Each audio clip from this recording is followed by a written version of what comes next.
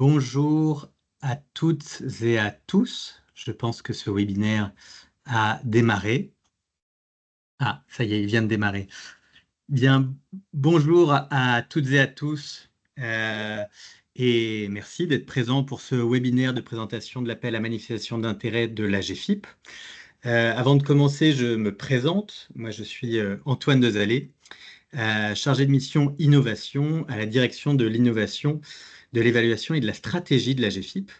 Et je précise également pour tout le monde que ce webinaire est enregistré. On a aujourd'hui plus de 200 inscrits à ce webinaire et il sera visible sur le site Andinov une fois que ce webinaire sera terminé. Si vous avez besoin de le consulter, vous pourrez y retourner. Voilà. Alors, ce que je vous propose sans attendre, c'est de vous faire part de l'ordre du jour de cette heure que nous allons passer ensemble. Si les slides veulent bien se... Ah, voilà. On a en fait environ 10 minutes de présentation de l'AMI, de son objet, de ses enjeux. Et on aura une deuxième partie plus pratique sur finalement les outils qui sont à votre disposition pour que vous puissiez faire acte de candidature. Et on laissera 25 minutes à la fin de ce webinaire pour faire place aux échanges.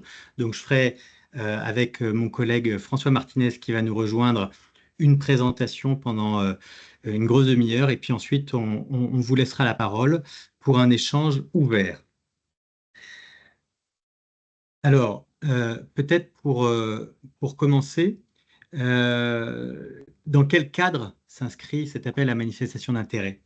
Il s'inscrit déjà dans le cadre de la politique innovation de l'AGFIP, qui est inscrite à son plan stratégique et qui est mentionnée comme étant une des conditions de succès de la politique qu'elle mène et comme une condition aussi de succès du maintien d'une politique et d'une offre de services innovantes.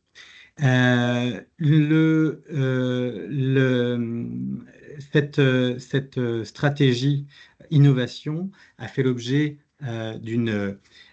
d'une formalisation spécifique en 2024 et aujourd'hui, cet appel à manifestation d'intérêt s'inscrit pleinement dans ce qui a été déterminé dans cette stratégie innovation recherche.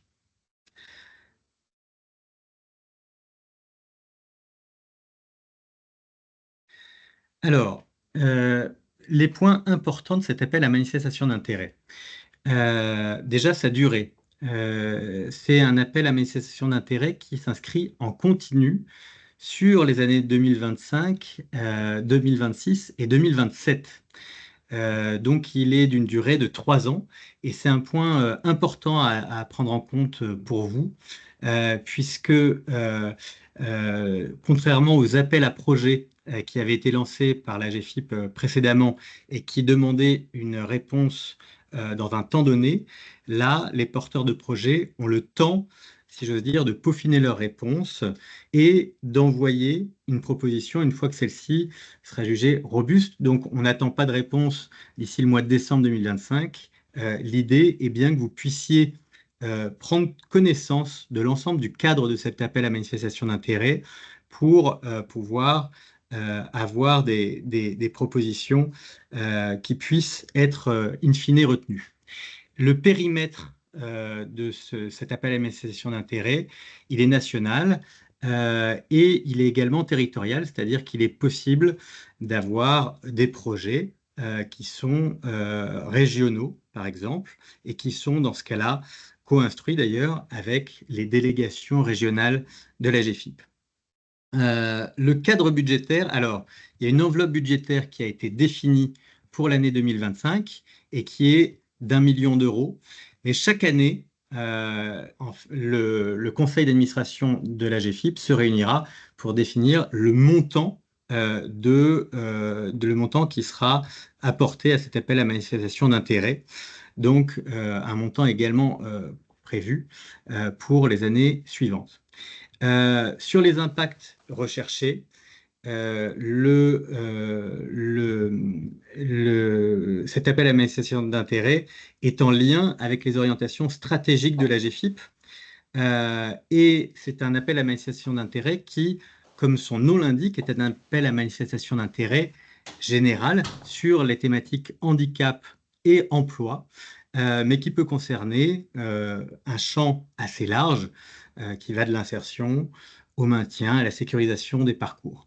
Les cibles, ben, ce sont bien évidemment les personnes en situation de handicap, mais c'est aussi les entreprises et une attention sera portée de façon importante pour que les expérimentations qui sont proposées dans le cadre de cet appel à manifestation d'intérêt puissent notamment être dans les TPE-PME et qu'elles se fassent en environnement réel, donc avec et pour les personnes.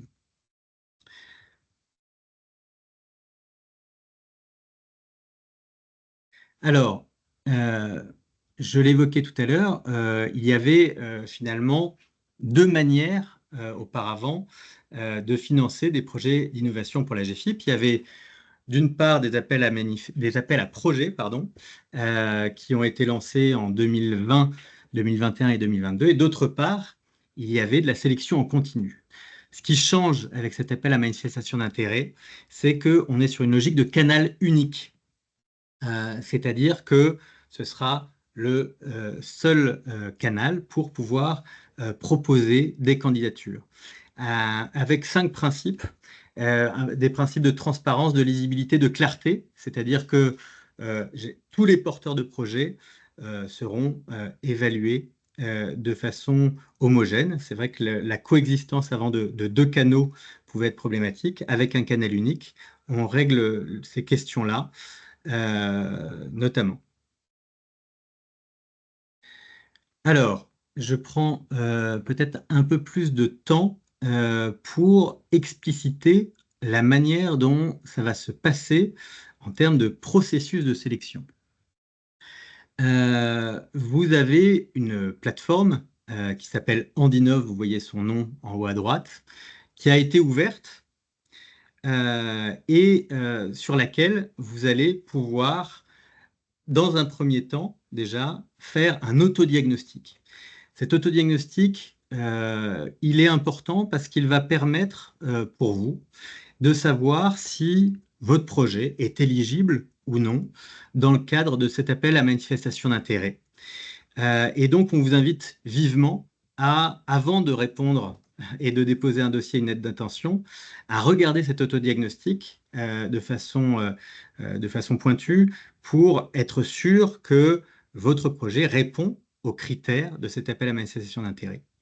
Une fois que vous l'aurez fait, il y a le dépôt d'une note d'intention et d'un dossier qui doit se faire via la plateforme et qui doit se faire de façon conjointe. Et j'insiste là-dessus, c'est une petite différence aussi avec les appels à projets où on agissait en deux temps avec d'abord une lettre d'intention puis un dossier. Là, on dépose en même temps les deux, sachant que le dossier, c'est un dossier quand même assez dense d'une vingtaine de pages. Il y a une période d'instruction qui se fait par la GFIP et par les partenaires de l'emploi et du handicap.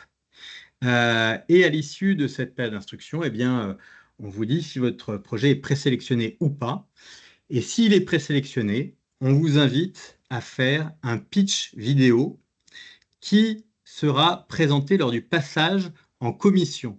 Alors, il y a une commission innovation et expérimentation qui se réunit à intervalles réguliers à la GFIP et ce sont, in fine, les administrateurs de cette commission qui sélectionnent le dossier.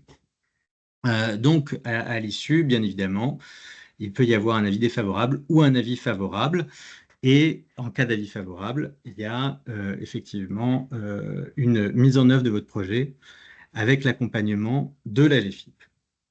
Voilà pour ce processus d'innovation.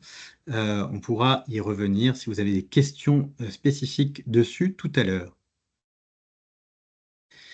Alors, Concernant les critères, il y a différents types de critères que vous voyez en haut. Nous avons des critères de recevabilité, des critères généraux et puis des critères un peu plus ciblés. Je commence par les critères de recevabilité. Alors, les critères de recevabilité, c'est ce qui permet de savoir si oui ou non votre projet est éligible et recevable.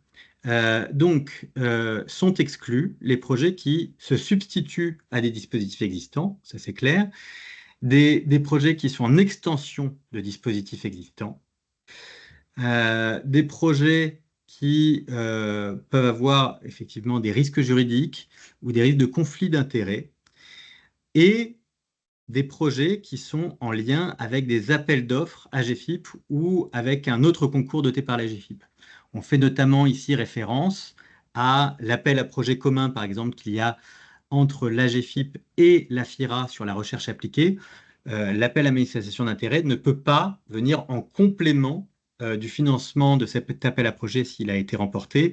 Et il y a également un appel à projet commun entre l'AGFIP et le CNC. Même chose, l'AMI ne peut pas venir en plus de l'enveloppe financière qui aura déjà été distribuée dans ce cadre. Donc voilà, sur les critères de recevabilité. Sur les critères généraux, ce qui va être plus particulièrement regardé, ça va être le fait que les projets se fassent en co-construction, c'est-à-dire avec l'implication et la participation effective des parties prenantes. Donc voilà, je pense que c'est quelque chose sur lequel l'AGFIP était déjà très attentive auparavant, mais dans le cadre de la stratégie innovation-recherche qui a été définie, c'est un critère qui a été poussé. Donc, encore une fois, des projets qui sont réalisés avec les personnes concernées, avec les entreprises.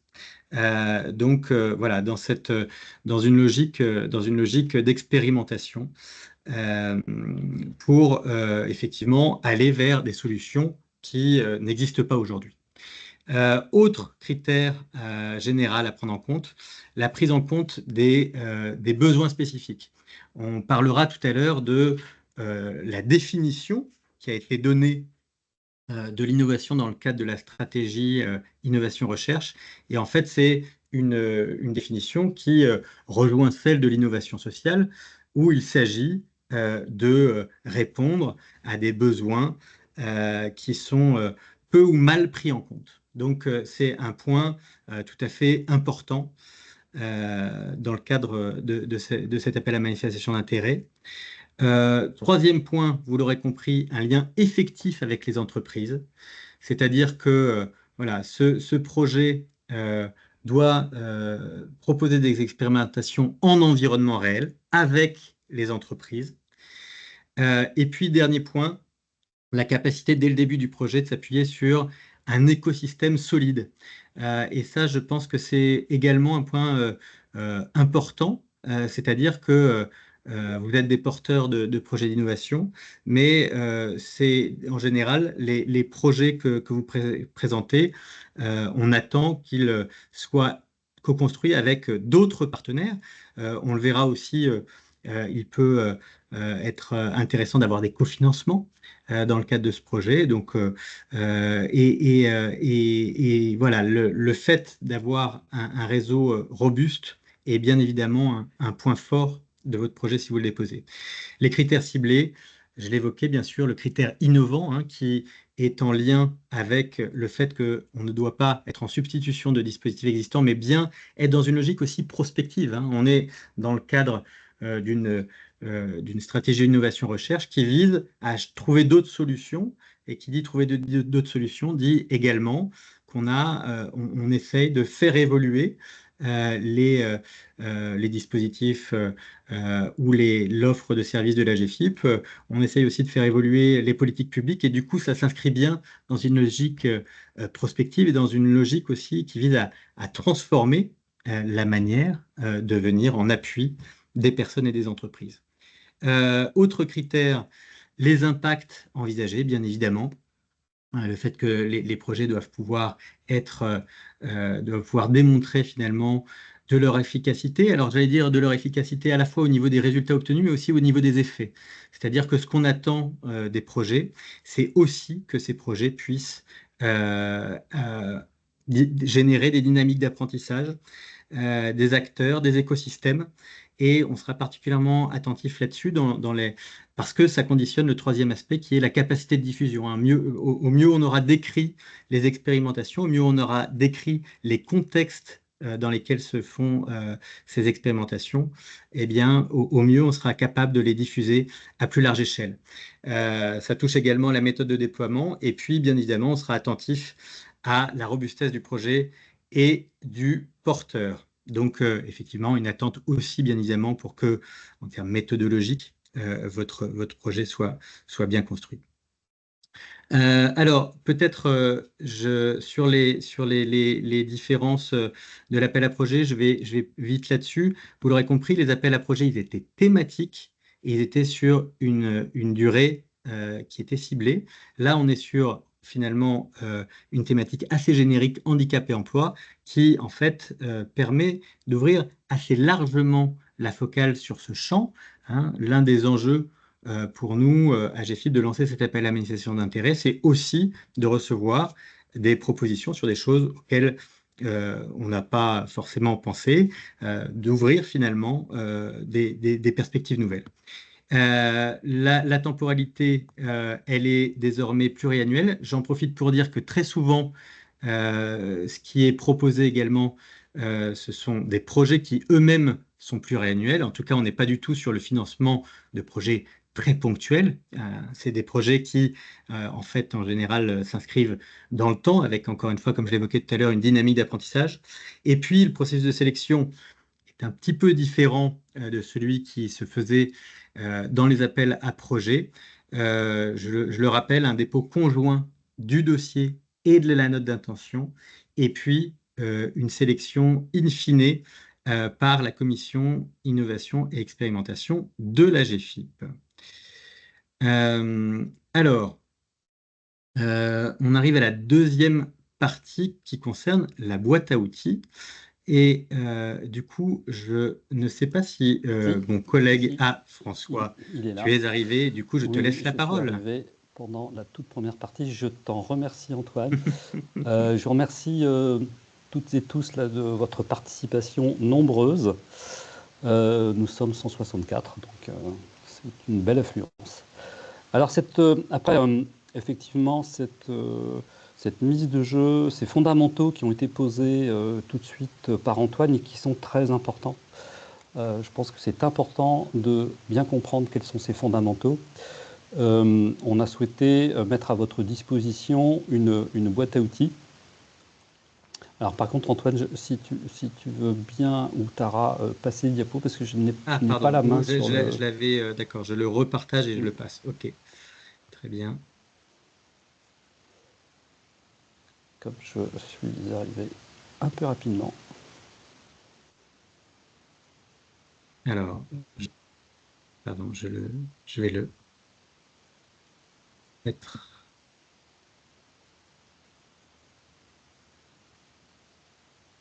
Voilà. Voilà. On va vous indiquer... alors ici, c'est pas, on va pas faire le webinaire de prise en main de la plateforme. Ça n'est pas l'objet. On va préparer un tutoriel qui sera disponible pour voilà, que vous puissiez savoir comment s'organise cette plateforme. Par contre, ce que on a souhaité insister, sur quoi on va insister, c'est sur cette plateforme, quelles sont les ressources qui sont à votre disposition pour déjà comprendre les attendus de cet appel à manifestation d'intérêt et surtout pour préparer votre proposition, puisque Antoine a dû vous expliquer que le dépôt des propositions ne sera possible qu'à partir de la mi-septembre à venir, et donc ça vous laisse du temps pour bien comprendre ce que sont ces attendus et bien aussi identifier comment vous y préparez. Classiquement, cette plateforme, elle dispose d'une page d'accueil. Page d'accueil, on vous invite à vous inscrire avec un identifiant et un mot de passe assez classique. Bon, vous verrez ça dans le tutoriel de prise en main. La page d'accueil, elle précise ce cadrage de l'appel à manifestation d'intérêt, et puis elle rappelle le planning. Elle détaille aussi des liens d'accès vers la boîte à outils que vous retrouvez aussi dans un menu qui s'appelle boîte à outils, tout simplement, et on va détailler ensemble.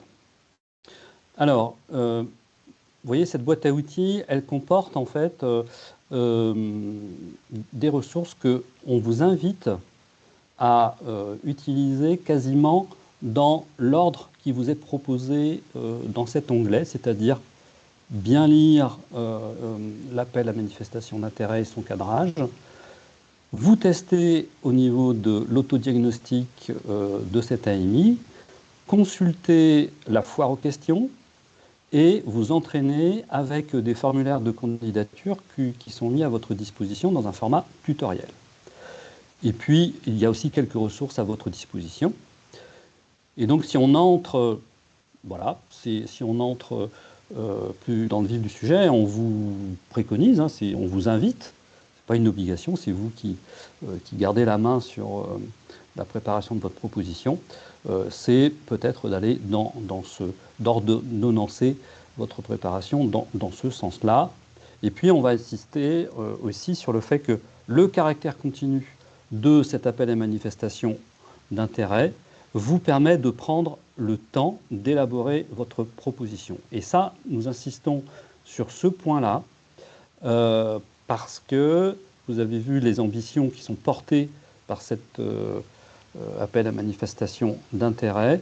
Vous aurez compris assez rapidement que l'on vise une qualité de proposition assez forte et que ça peut nécessiter le temps de la réflexion, le temps du partenariat, le temps d'une certaine élaboration pour répondre à cet appel à manifestation d'intérêt avec le plus de pertinence possible. Voilà. Vous avez des ressources qui sont en téléchargement. Donc vous voyez, quand vous allez aller sur l'onglet cadrage de l'appel à manifestation d'intérêt, il y a un résumé qui vous est présenté à l'écran, mais surtout, on vous invite à la télécharger, la version intégrale. La version intégrale, c'est vrai qu'elle est élaborative. Elle est élaborative parce qu'elle est à la fois dans sa globalité, elle embrasse bien pour nous tout le sujet, et ce sujet de l'innovation, on va y revenir tout à l'heure. Et puis, elle est élaborative parce qu'elle entre dans des éléments précis qui sont à votre disposition. Un des premiers éléments qu'Antoine a un peu brossé, que je reprends, c'est la définition de l'innovation à la GFIP. Et on vous demande on vous suggère de vous appuyer sur cette définition-là, parce que c'est bien celle-là qui va nourrir le processus de décision. C'est-à-dire que classiquement, c'est une définition qui renvoie à une notion de démarche, de processus. Et là, on va commencer à être plus précis, qui vise à expérimenter, à explorer de nouvelles dimensions stratégiques opérationnelles, de l'appui, du soutien aux entreprises et aux personnes en situation de handicap. Autrement dit, on est bien sur une exigence de projet à caractère expérimental et ou exploratoire, qui sont bien dans le champ de mission qui est la mission de la GFIP, d'appui et au soutien aux entreprises et aux personnes en situation de handicap.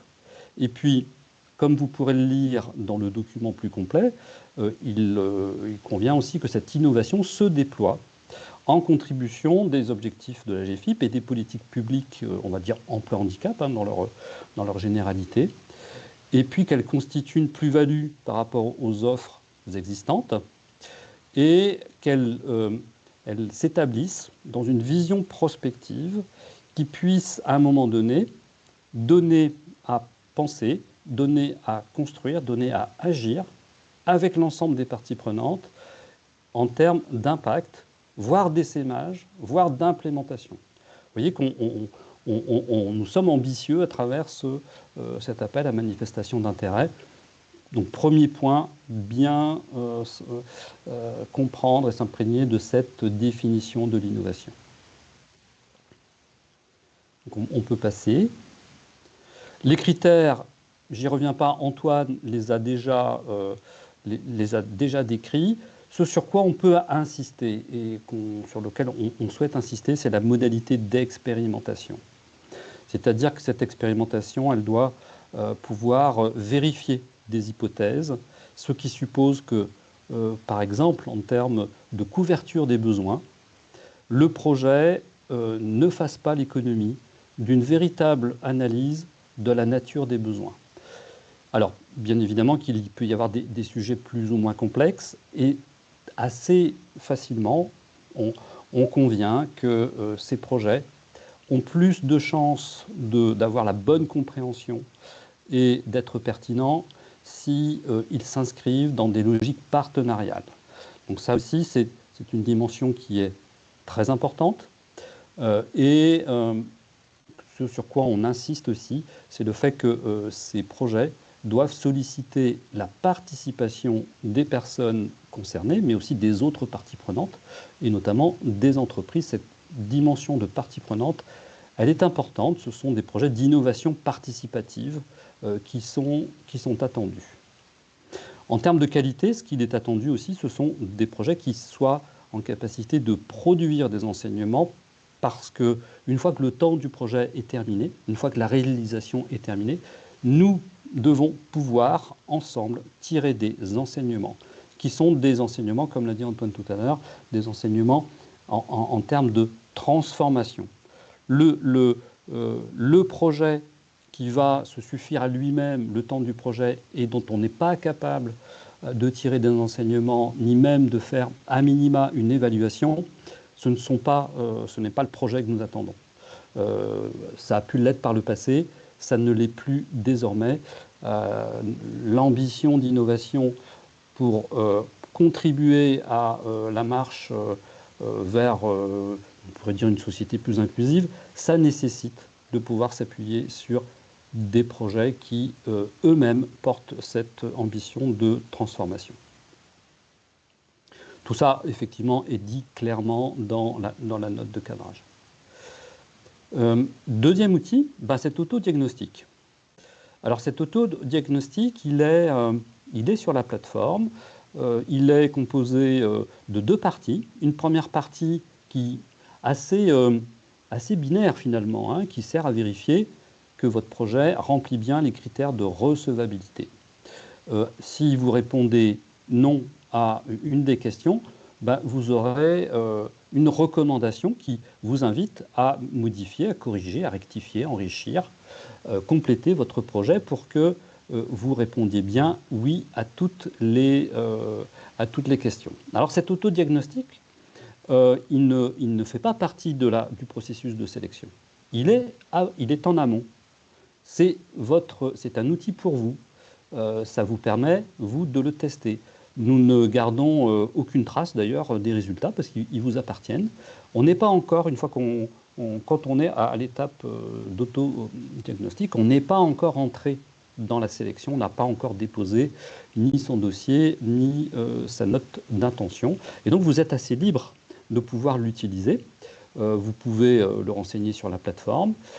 Et puis, pour la deuxième partie, qui est une partie plus réflexive, qui porte des questions ou des questionnements que vous pouvez vous-même déployer.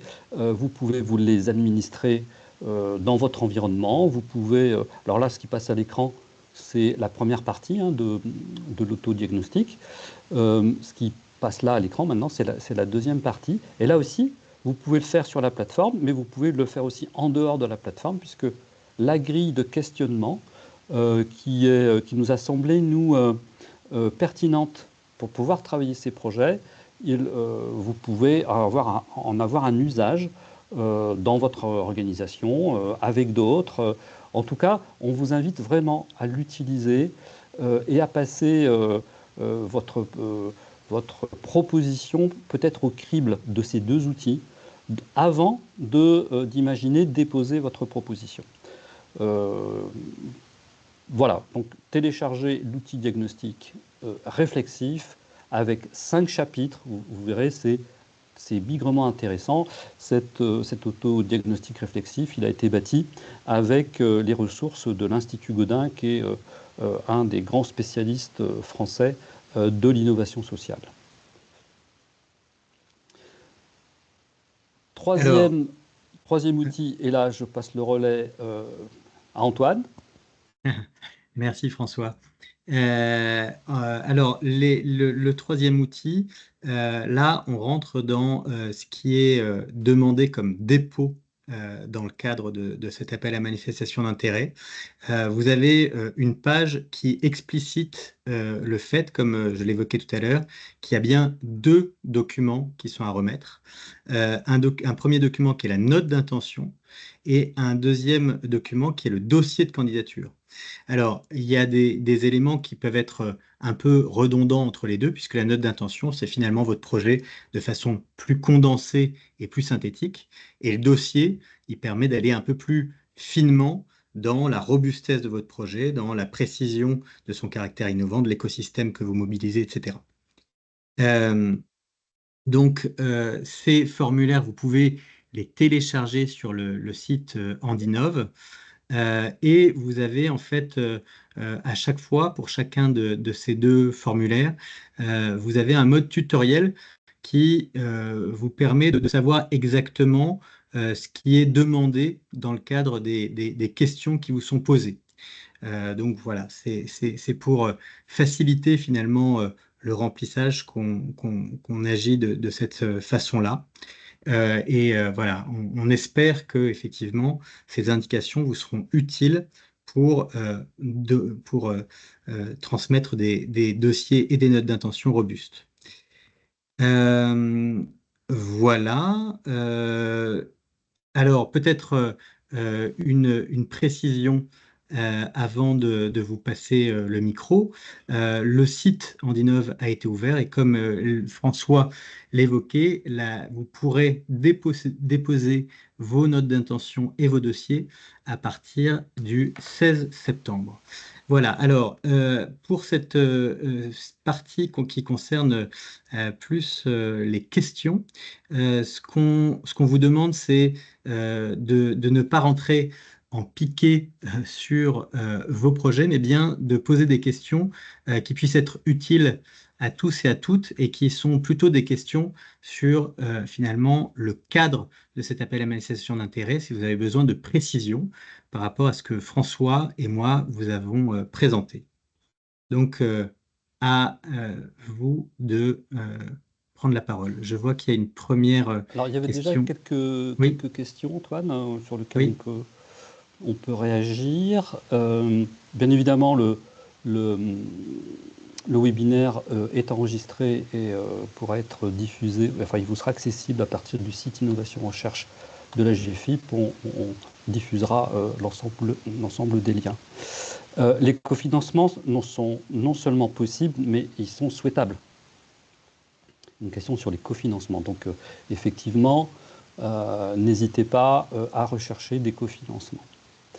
Sur la question des personnes en situation de handicap, dès lors que l'on parle de personnes en situation de handicap et qu'on ne se cantonne pas aux bénéficiaires de l'obligation d'emploi de travail handicapé, alors oui, l'AMI s'adresse aux personnes en situation de handicap et aux entreprises dans cette idée de développer l'emploi et de développer les situations inclusives en lien avec l'emploi.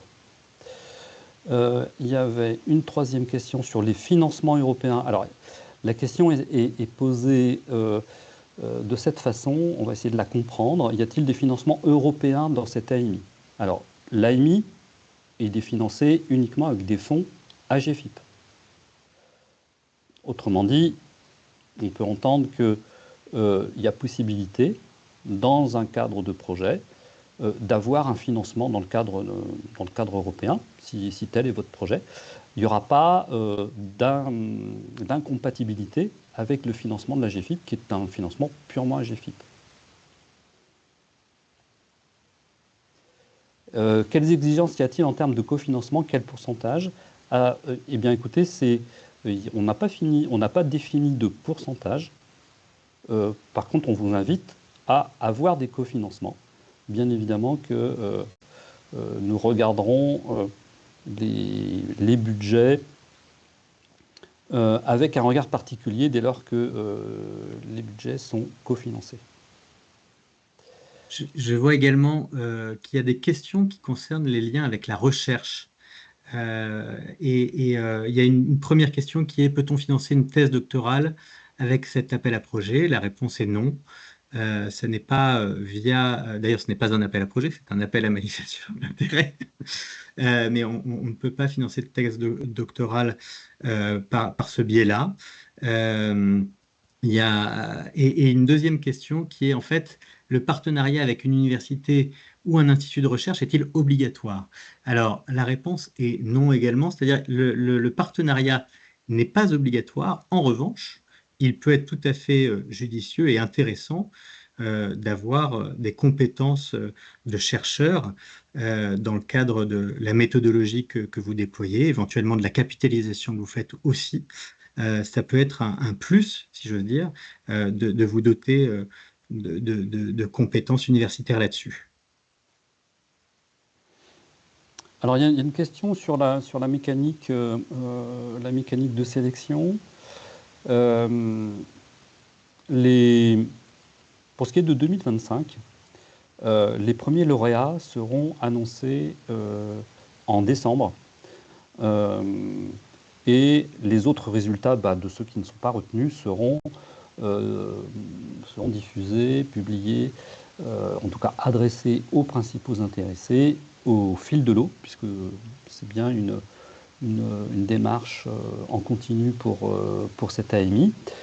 De façon plus générale, un peu comme l'avait précisé tout à l'heure Antoine, la commission innovation expérimentation de la GFIP se réunissant régulièrement, il y aura, si on pense un peu à 2026, mais on reparlera de 2026 à une autre occasion, il y aura des annonces de lauréats régulièrement.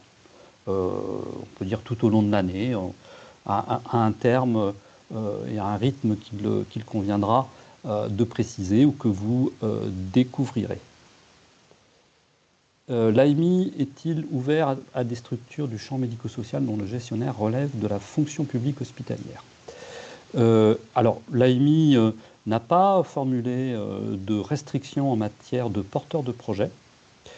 Par contre, une précision: dès lors qu'il s'agit d'un porteur de projet qui relève du secteur public, il sera demandé d'avoir un cofinancement par le FIPHFP, ce qui est assez logique. Voilà, c'est le point de précision.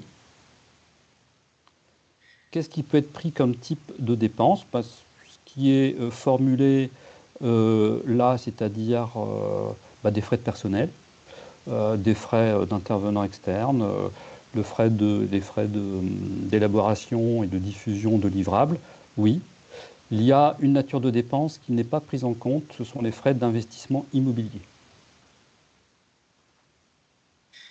Il y a une question également sur en fait la confidentialité.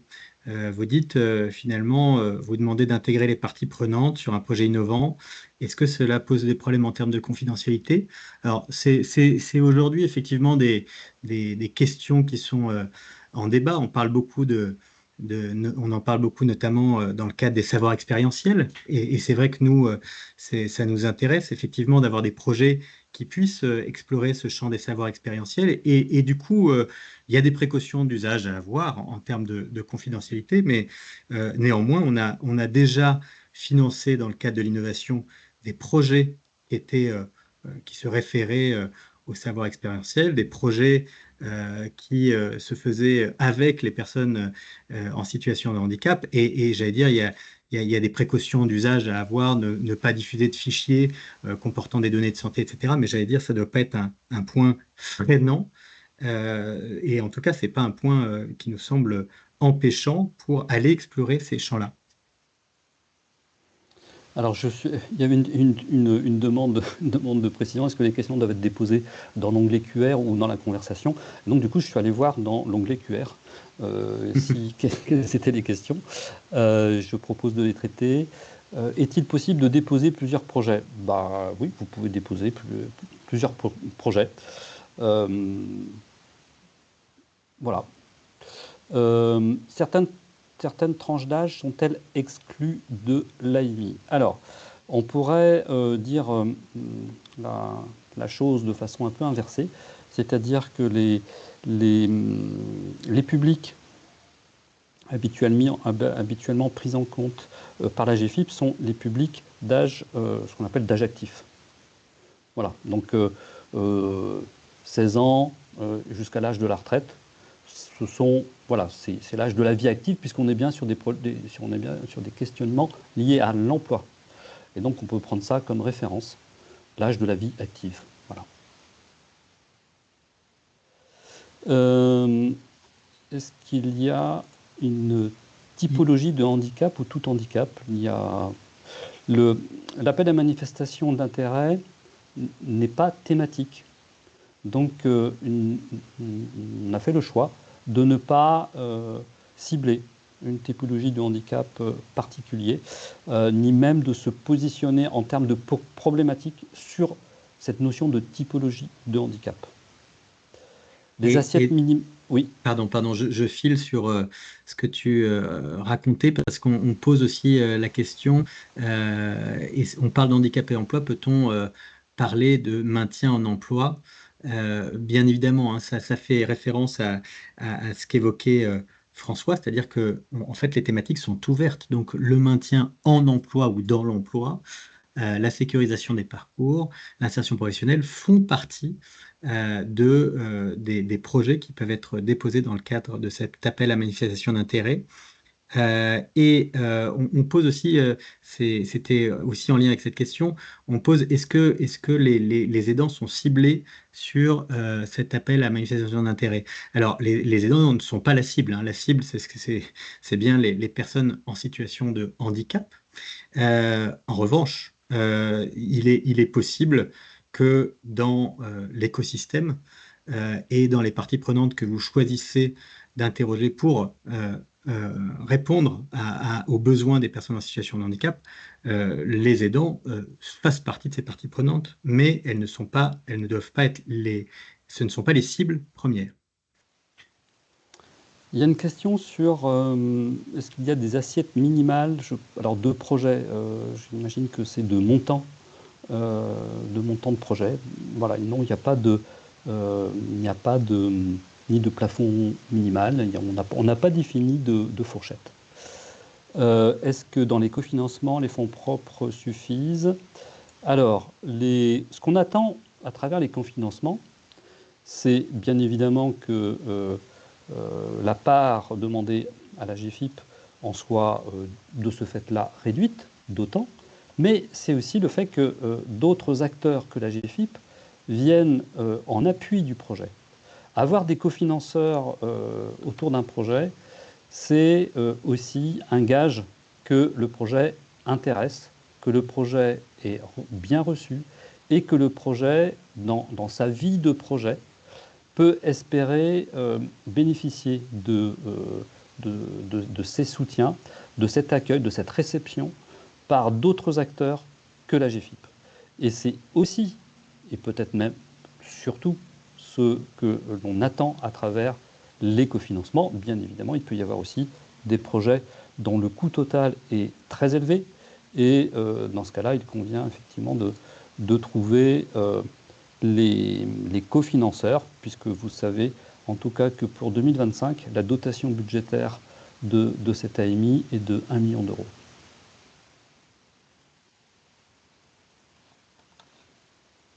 Alors je vais rebasculer sur conversation parce qu'il y a beaucoup d'autres questions qui ont été déposées.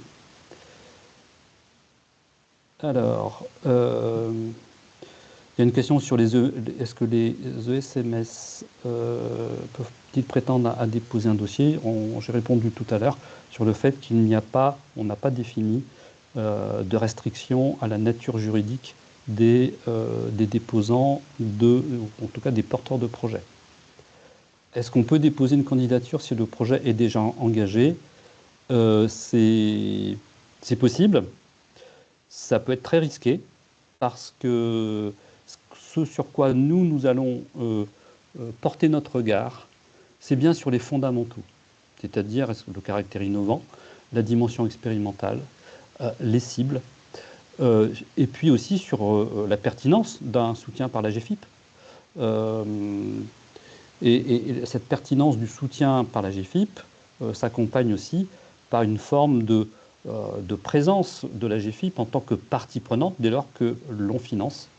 Voilà, pourquoi pas, mais il faut sécuriser du coup la façon dont le projet sera porté à la sélection. Il y a une question aussi qui concerne les dépenses éligibles. Est-ce qu'on peut financer de l'innovation technologique? Alors, il y a eu une volonté d'ouverture de se dire on peut effectivement en partie financer de l'innovation technologique. En revanche, le contexte global et la définition de l'innovation qu'on a vu ensemble tout à l'heure est bien basé sur l'innovation sociale. Donc, si j'ose dire, l'innovation technologique, l'idée est de voir comment, dans ce cas-là, un outil peut participer à un mécanisme d'apprentissage, peut finalement participer à professionnaliser un groupe d'acteurs. Donc, on sera particulièrement vigilant à ça si la dominante est technologique.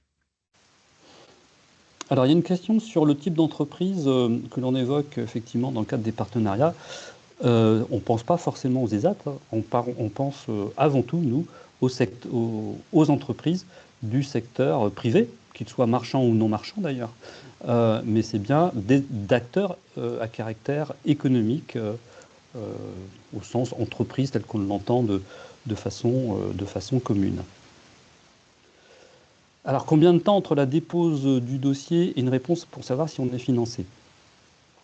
Eh bien, au plus long, pour ceux qui seront retenus, si vous déposez votre dossier le 16 septembre et que la commission statue en votre faveur au mois de décembre, bah, vous voyez, vous aurez près de 3 mois de délai pour cette réponse. Ça peut être beaucoup plus court si votre projet n'est pas retenu. Voilà. C'est grosso modo le laps de temps qu'on peut indiquer aujourd'hui. On n'a pas de comment dire, de rythme plus précis que ça à vous indiquer aujourd'hui. Et sur la question du financement, il y a également une question et d'ailleurs plusieurs questions qui concernent finalement pendant combien de temps est-ce qu'on peut financer. Alors ça c'est peut-être important de le dire, c'est-à-dire que les projets qui sont proposés ont souvent une dimension pluriannuelle. Et donc si par exemple le projet est déposé en 2026, on peut engager une enveloppe budgétaire sur par exemple 2026, 2027, 2028. Je parle sous le contrôle de François là-dessus, mais il me semble bien que, en tout cas, si votre projet se termine après la fin officielle de l'appel à manifestation d'intérêt et qu'on a engagé la dépense avec vous en 2026, on peut bien sûr financer jusqu'en 2028. Oui, absolument.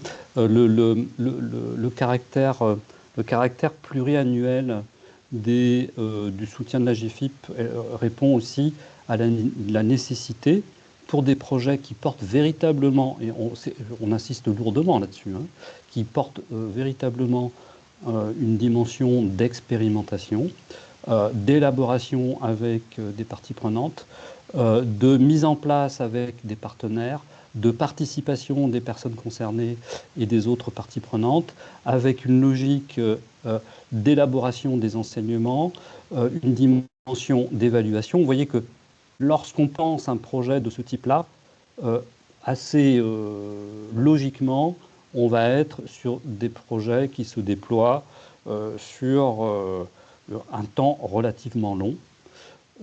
Et effectivement, le financement est accordé pour couvrir les besoins sur sur ce temps-là. C'est-à-dire que, comme l'a dit Antoine, effectivement, si un projet retenu en 2027, il obtiendra son financement, même s'il est pluriannuel, pour couvrir les exercices futurs.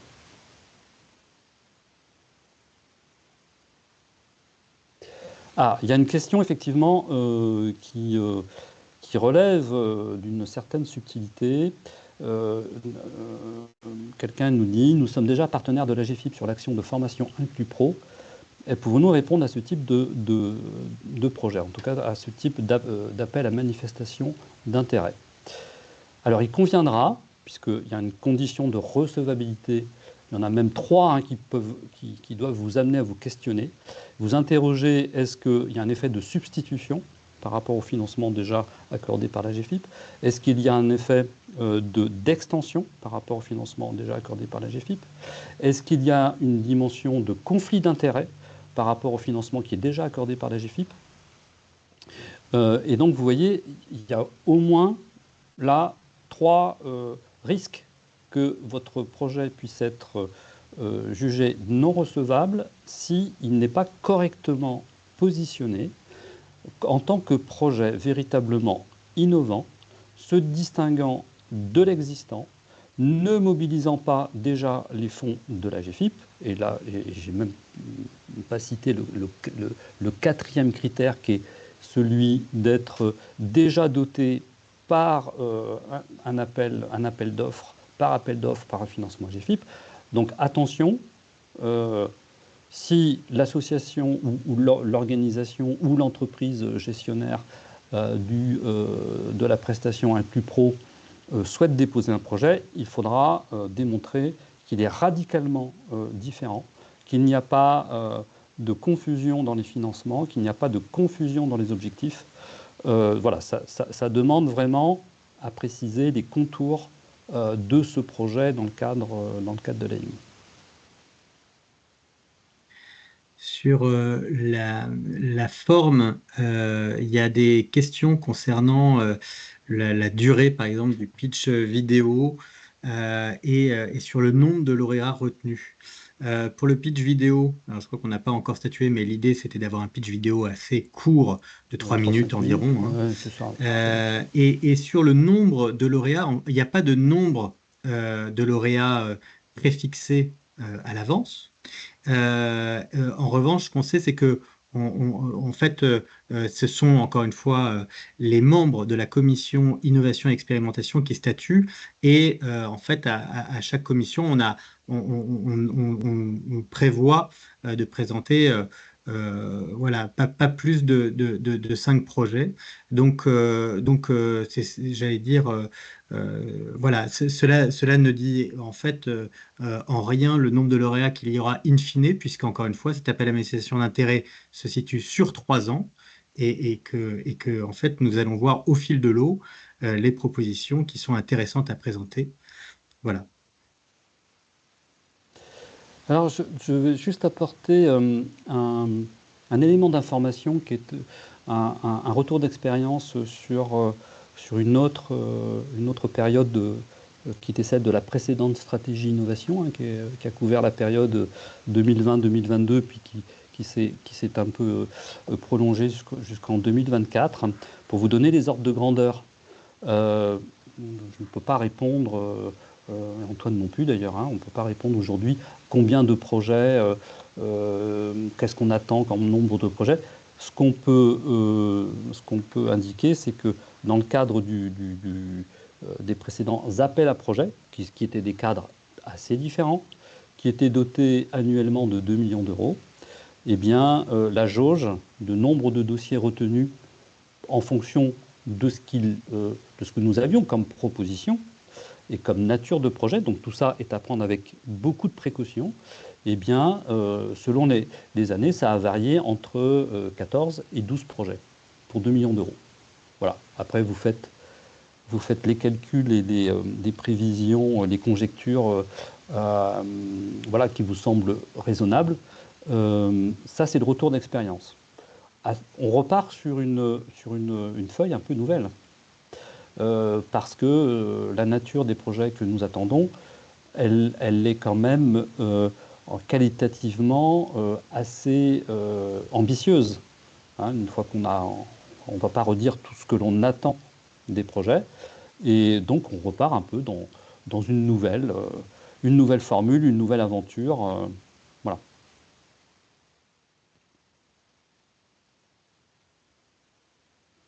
Quand on parle d'entreprise TPE, TME, est-ce que les associations ayant des salariés peuvent aussi être concernées? Ben oui.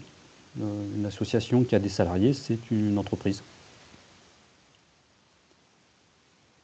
Ah, alors, effectivement, la différence entre lettre d'intention et note d'intention. Alors, effectivement, peut-être que ça vaut le coup de revenir un peu sur ces deux documents. On va d'abord parler du dossier de candidature. Le dossier de candidature est un dossier de 20 pages dans lequel on demande des informations qui décrivent très finement le projet. Et on vous a montré tout à l'heure à l'écran, très rapidement, qu'il y avait un tutoriel. Ce tutoriel, vous pouvez le télécharger. Ce tutoriel du dossier de candidature comporte des rubriques dans lesquelles est indiqué en orange un certain nombre de précisions sur ce qui est attendu. Donc une fois que vous avez formulé votre dossier, vous vous apprêtez à le déposer, c'est à ce moment-là qu'on vous suggère de formuler la note d'intention, qui est une version synthétique du dossier. Alors peut-être que ceux qui ont connu les précédents appels à projet ont encore en tête cette notion de lettre d'intention. Vous oubliez et figurez-vous peut-être davantage cette idée de bien bâtir un dossier et d'en retirer une note d'intention. La note d'intention, elle est très utile pour nous qui allons effectivement analyser ces propositions, mais elle est très utile aussi pour vous. Ça vous permet de vérifier la cohérence en transversale de ce que vous avez porté dans votre dossier et de voir si les points essentiels, les points fondamentaux de votre proposition sont bien présents d'une part, mais surtout est-ce qu'ils sont compréhensibles. Voilà, donc on a un petit sujet autour de effectivement cette formulation de projet, mais encore une fois, contrairement à ceux qui ont connu les appels à projets, il n'y a pas de date butoir pour déposer. Donc prenez le temps de bien constituer votre dossier, c'est limiter les risques qui ne soient pas retenus en première lecture. Peut-être faut-il désormais conclure, puisque je vois qu'il est 15h59, on va essayer de tenir l'heure qui était la nôtre.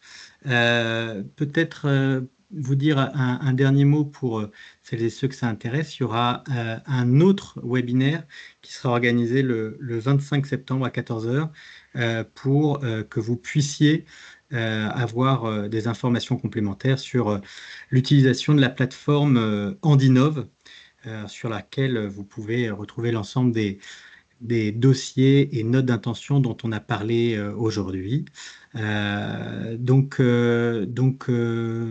Voilà, je pense que ouais, on vous remercie en tout cas pour avoir été nombreux à nous suivre aujourd'hui. On espère que à la fois la présentation de l'appel à manifestation d'intérêt et puis cette séquence de questions-réponses ont été éclairantes. Et donc, on espère à très bientôt. À bientôt et prenez le temps de lire les documents et de rédiger vos propositions. Ne vous précipitez pas, vous avez le temps. À très bientôt, bel été à vous. Merci. À très bientôt.